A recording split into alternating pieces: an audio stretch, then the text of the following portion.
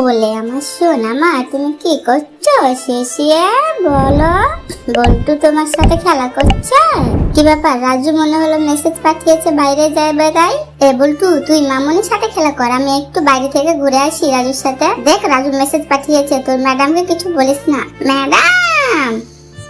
বল্টু চুপ কর চুপ কর, এই নে আমি তোকে চকলেট খেতে দিচ্ছি, খা। সাহেব আমি ব্যাপারটা দেখছি কি করা যায়। আমি এখন যাই, চুপি চুপি দরজাটা খুলে পালাই।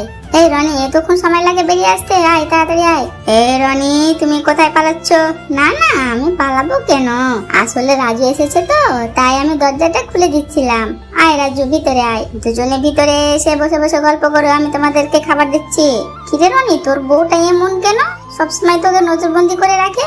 কি করবো ভাই, কিছু করার নেই। বল্টুটাও আজকাল কথা শুনে না। বল্টু তোকে আরেকটা চকলেট দিচ্ছি, আমাদের কথা একটু শুন না। তোর ম্যাডামকে একটু আটকে রাখ না, তোকে আমরা জোর হাত করছি। বল্টু সাহেবকে কোকা কোলাটা দিয়ে আসি। এই নিন সাহেব, দুজনে মিলে এটা বসে বসে খান। বল্টু জানা তোর ম্যাডাম কি করছে, একটু দেখে আয়। ঠিক আছে সাহেব, আমি দেখছি কি করা যায়। ড্রয়ার থেকে টাকাগুলো বের করে একটা একটা করে পুরো ঘরে ফেলে রাখি।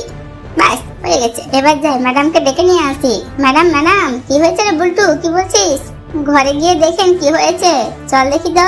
এই দেখেন ম্যাডাম, পুরো ঘরে টাকা পড়ে আছে। তাই তো, এসব আবার কে করলো?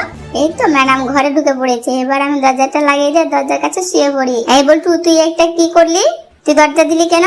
সরে যা, আমি দরজা খুলবো না। আমি সরবো না। সাহেব আপনারা এখন পালান। চল রাজু, বল্টু মনে হচ্ছে টুম্পাকে ঘরে আটকে দিয়েছে, পালাই। রাজু তাড়াতাড়ি গাড়িতে উঠ। এই চলো গাড়ি স্টার্ট দাও। বাবা রে, বাইরে আসার জন্য কত কাণ্ড করতে হলো টুম্পার সাথে। আচ্ছা ঠিক আছে, আমি এখন ফোনটা রাখছি, গাড়ি চালাচ্ছি তো। কি ব্যাপার, গাড়ি থামলো কেন? এই নিন আপনারা ছাড়োটা পিছনে রেখে দিন তো। কি রাজু তুই রাখ না, রাজু তুই রাখ না, রনি তুই রাখ। আরে না তুই রাখ, আমি পারবো না, তুই রাখ। আমি পারবো না, তুই রাখ।